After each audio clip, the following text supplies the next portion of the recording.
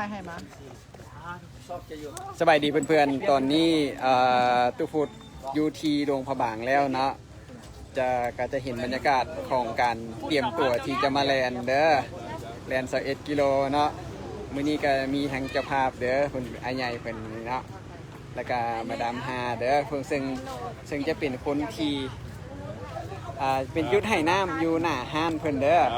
ยินดีต้อนรับเด้อมาหลายๆชนะเด้อหน้าต้องมาหลายๆต้องมาหลายๆกว่านี้เนาะต้องมาหลายๆก็ต้องร่วมบางเวียงจันทร์ให้มันได้ครั้งหนึ่งมาเนาะยินดีต้อนรับเนาะนี่เรามาเลยโอเคไก่ท้องถิ่นด้วยนะกะพวกเฮากะเริ่มวอร์มแล้วแหละยังอีกประมาณอีก10 นาทีเนาะพวกเฮาก็จะได้เริ่มแลนถ้าหากว่าก็บ่ได้แม่นแลนกันแข่งขันก็จะเป็นการแลนเพื่อสุขภาพแลนชมวิวของนครหลวงพระบางว่าซั่นซะซึ่งเดี๋ยวสิเบิ่งเด้อนะกะตอนนี้ก็มีอยู่ประมาณ18 คนนะน้องนูเด้อขาแหงเด้อกลับมาดีตัวแทนจากทีมสครับ Run for Eat เด้ออันนี้เด้ตัวแทนจากทีมอย่างทีมขี่ม้าเลี้ยงจันก็มาเด้อน้องนูเด้อน้องขาใหญ่เด้อมึงขาแหงปะหังก็มาน้ำหัวจังสุดตะวินเด้อปั้นต่อนั่นแหละมาเสยมื้อนี้จะลงมาไก่ยังว่าผู้เขียวปดตรงนี้แต่ว่าเบิ่งจับจุดวะคือจับจุดเด้อน้องเปียกขาแหงก็มาเด้อมื้อนี้ต้องจบ21 โลเนาะจบ21 โลด้วย2 บวก 1 เป็น3นั่นก็คือ3 กิโล3 กิโลมาพร้อมด้วยลูกสาวเนาะป้าพี่กับญาติเด้อป้าพี่ขาแหงก็มาห่วมนำมื้อนี้เนาะโอเคเนาะมื้อนี้ก็ดีอีกอย่างหนึ่งคือเจ้าภาพเด้อน้องแอมเด้อจากหลวงพระบางเพิ่น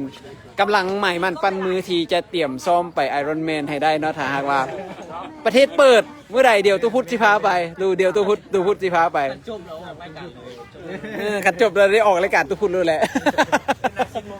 เนาะเอาอยากฝากอย่างใดให้กับเพื่อนๆที่จะมาแลนด์หลวงพระบางมื้อนี้เที่ยวเข้ามาเด้อเนาะเที่ยวเข้ามาเพราะว่ามื้อนี้ย้ายโมงแน่แล้วก็บางคนก็ยังบ่ฮู้ขนาดโดยขอโทษหลายๆที่ย้ายโมงเนาะเพราะว่าเฮามาเบิ่งฟ้าแล้วมันน่าจะมืดไวคันมืดแล้วเฮาสิแล่นยากแล้วก็อาจจะบ่ปลอดภัยเนี่ยก็เลยขอย้ายมาไว้อีก30 นาทีเนาะเพื่อจะแบบจบประมาณ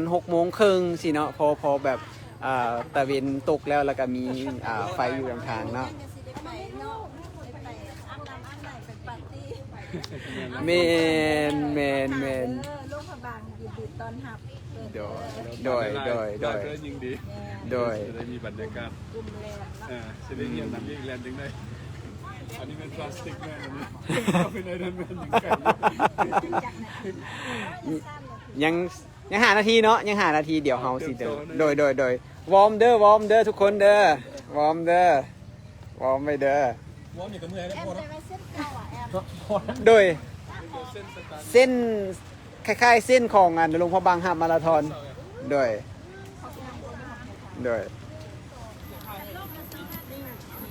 นี่ถ่ายรูปกันเลยเด้อ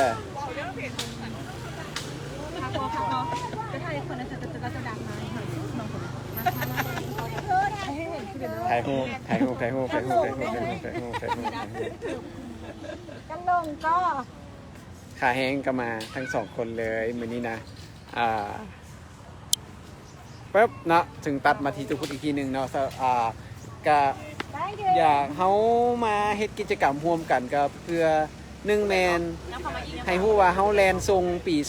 2021เนาะโดยที่ว่าเฮายังแข็งแรงเฮายังแลนได้21 กิโลสินะเนาะแล้วก็คาดว่า